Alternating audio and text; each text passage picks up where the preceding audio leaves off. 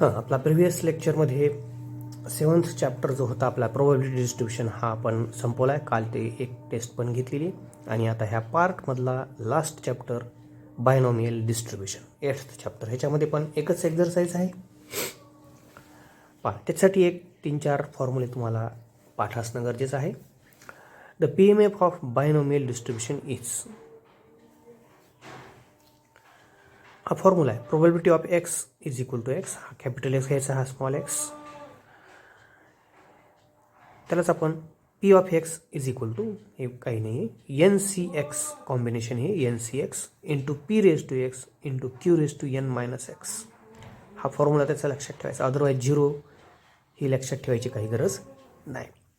लक्षात घ्या, प्रोबॅबिलिटी ही नेहमीच पॉझिटिव्ह असते. म्हणजे झिरो लेस दॅन पी याचा अर्थ पॉझिटिव्ह आहे. लेस दॅन 1 असते याचा अर्थ 1पेक्षा मोठी प्रोबॅबिलिटी कधीही नसते.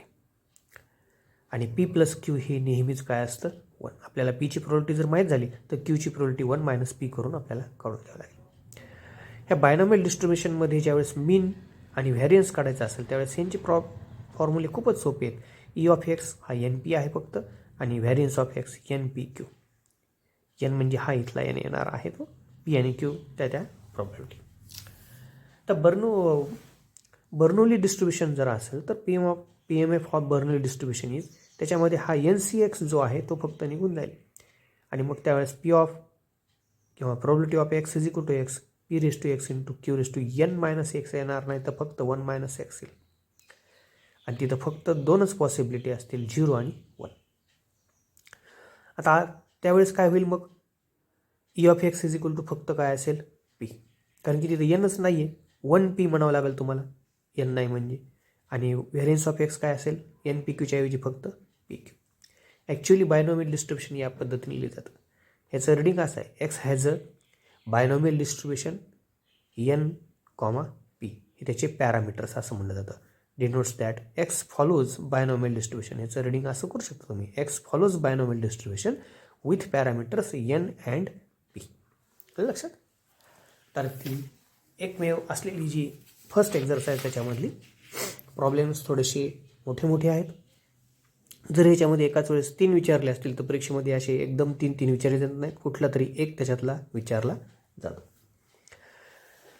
आपण प्रोबॅबिलिटी डिस्ट्रीब्युशनमध्ये डाय ही मॅक्झिमम 2 टाइम्स थ्रोनचे प्रॉब्लेम्स पाहिलेले आहेत, किंवा कॉईन जर असेल तर 3 टाइम्स, मॅक्झिमम 4चा एक प्रॉब्लेम पाहिलेला आहे आपण. आता इथं त्याला काही लिमिट नाही, 4 टाइम्सच्या ऐवजी 5th time, 6th time, 8th time, 10 time डायसुद्धा मोर दॅन 2 टाइम्स इथं आपण टॉस करू शकतो किंवा थ्रो करू शकतो आणि त्याची प्रोबॅबिलिटी काढू शकतो. अ डाय इज थ्रोन 6 टाइम्स, 6 टाइम्स तिला आपल्याला थ्रो करायचे. If getting and odd number is success, म्हणजे थ्रो केल्यानंतर समजा एक सिंगल डाय पहिल्यांदा तुम्ही थ्रो केली, ऑड नंबर आला तर त्याला सक्सेस म्हणायचं.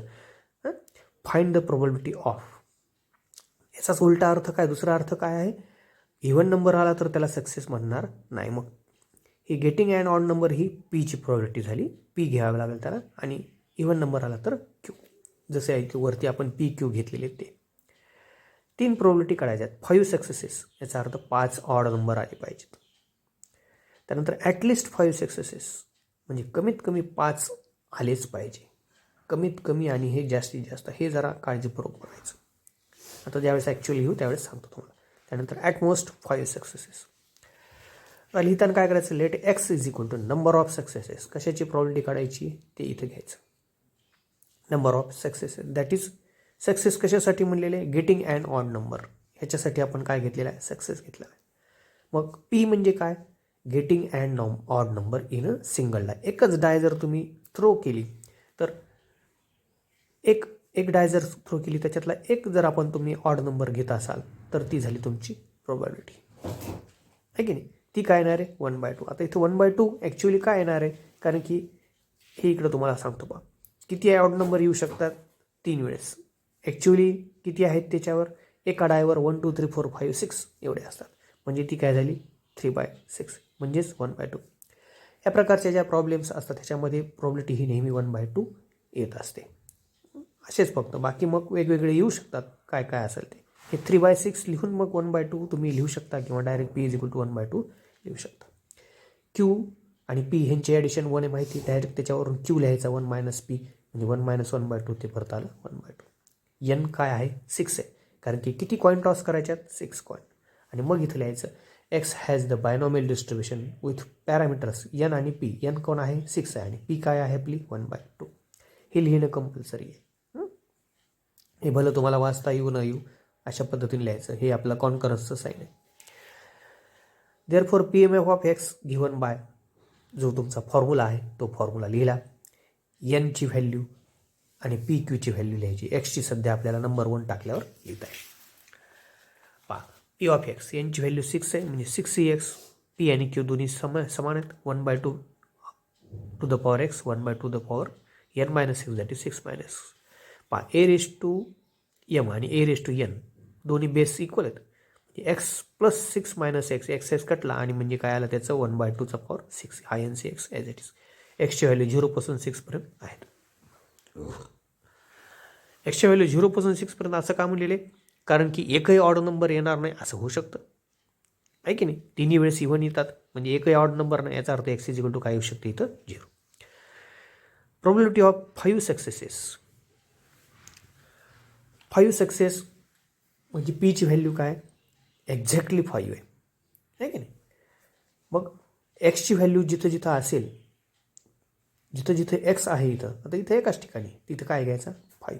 म्हणजे probability of 5 successes that is P of x is equal to 5. 6C5 1/2 raise to 6. 6C5ची व्हॅल्यू 6C1 असते, कारण की NCR is equal to NCN minus R असतो. म्हणजे ह्या दोघांची वजाबाकी चालते. जो लहान आहे तो इथं घ्यायचा म्हणजे वजाबाकी केलं. 6C1ची व्हॅल्यू परत NC1ची व्हॅल्यू n असते, म्हणजे 6C1ची व्हॅल्यू आली 6 आणि 2चा 6th पॉवर 64 येतो. 2 × 2 × 2 6 वेळेस घेऊन बघा.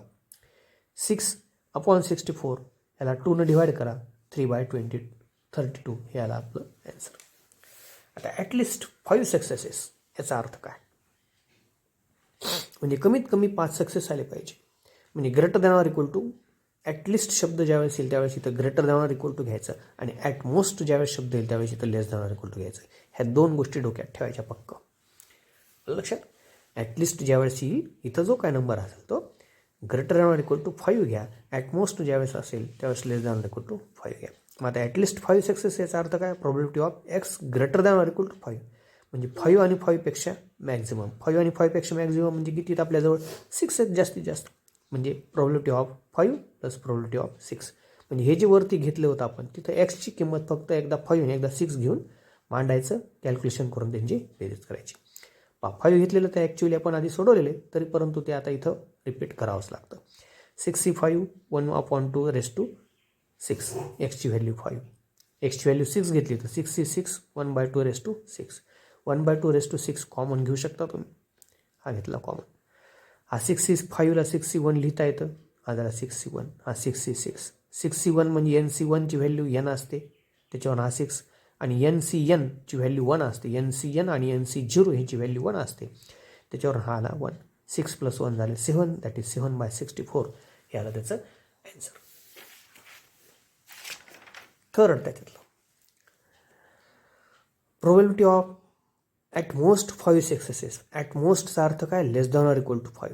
आता पहा, less than or equal to 5 म्हणजे 0 1 2 3 4 5 हे इथं ॲडिशन केलेले आहेत. म्हणजे P(0), P(1), P(2), P(3), P(4), P(5) इतक्यांच्या probability काढून ॲडिशन करावं लागेल. राहिलं कोणाच्यामध्ये फक्त एक 6 राहिला आहे की नाही, एकटा कोण राहिला 6. मग याला असं आपल्याला कॉम्प्लिमेंटरी प्रोबॅबिलिटी काढून घेता येते. म्हणजे 1 minus probability of greater than 5 किंवा 1 मायनस डायरेक्ट तुम्ही प्रोबॅबिलिटी ऑफ 6 लिहिलं तरी चाललं असतं. कारण की 5पर्यंत सगळ्या 0 पासून 5पर्यंत घ्यायच्या म्हणजे एकटा 6 करतो. टोटल प्रोबॅबिलिटीची ॲडिशन आपल्याला माहिती पक्क 1 असते. म्हणजे 1मधून हे फक्त 6ची प्रोबॅबिलिटी मायनस केली की आपल्याला ॲन्सर मिळतं. हा झाला 1. एक्सची व्हॅल्यू त्याच्यात 6 मांडलं तर 6C6 1/2 रेस टू 6. 6C6ची व्हॅल्यू NCNची व्हॅल्यू 1 असते माहिती आपल्याला. हा 1 - 1 याचा 6th पॉवर 1/2चा झाला 1/64. तर ह्यांची वजाबाकी शक्य आहे इथं म्हणून करायची. काही ठिकाणी जास्त पॉवर असतात त्यावेळेस सोडून द्यायचं त्याला. म्हणजे हा झाला 1 - 1/64. ह्याला 1/1 करा. 1 × 64 64 झाली. हा झाला 64, हा झाला 1 म्हणजे 64 मायनस 1 दॅट इज 63/64 हे आलं ॲट मोस्ट 5 सक्सेसेसची प्रोबॅबिलिटी. आता इथं एका वेळेस एकच प्रॉब्लेम होऊ शकतो, दुसरा प्रॉब्लेम नाही होणार, म्हणून इथं आपण थांबवतो.